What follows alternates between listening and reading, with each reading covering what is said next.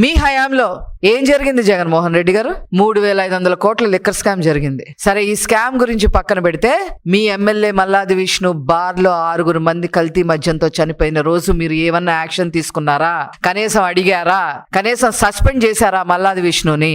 మీ హయాంలో జంగారెడ్డిగూడెంలో గోదావరి జిల్లాల్లో ఆంధ్ర రాష్ట్రానికే కాదు దేశానికే అన్నపూర్ణగా ఉన్న జిల్లాలైన గోదావరి జిల్లాల్లో 26 మంది చనిపోతే నకిలీ మద్యం తాగి మీరు ఏమన్నా మాట్లాడారా? అసలు పైగా అసెంబ్లీలో ఏం స్టేట్మెంట్లు ఇచ్చారు? అది సహజంగానే చనిపోయారు, చచ్చిపోవటం సహజం, 26 మంది చనిపోతే ఇప్పుడు ఏమైందంట అని మాట్లాడిన మీరు ఈ రోజు మా ప్రభుత్వాన్ని ప్రశ్నించడం, నారా చంద్రబాబు నాయుడు గారిని విమర్శించడం, నకిలీ మద్యం గురించి మీరు మాట్లాడుతూ ఉంటే నవ్విపోతారు అని చెప్పి ఈ సందర్భంగా నేను తెలియజేస్తా ఉన్నా. మీ హయాంలో ఎన్నోసార్లు ల్యాబులు, కెమికల్ ల్యాబులు గగ్గోలు పెట్టాయి. మీరు అమ్మేది కరెక్ట్ మద్యం కాదు, కల్తీ మద్యం అమ్ముతున్నారు, ఇందులో స్పిరిట్ యాడ్ చేస్తా ఉన్నారు, 30,000 మంది ప్రాణాలు ఆల్రెడీ కోల్పోయారు, లక్షల మంది హాస్పిటల్ పాలయ్యారు, మీరు యాక్షన్ తీసుకోండి అని ఎంత మంది చెప్పినా కనీసం దాని వెనక చూసారా మీరు? అసలు ఈ రోజు ప్రభుత్వాన్ని కావాలనే బురద జల్లే ప్రయత్నం చేస్తా ఉన్నారు.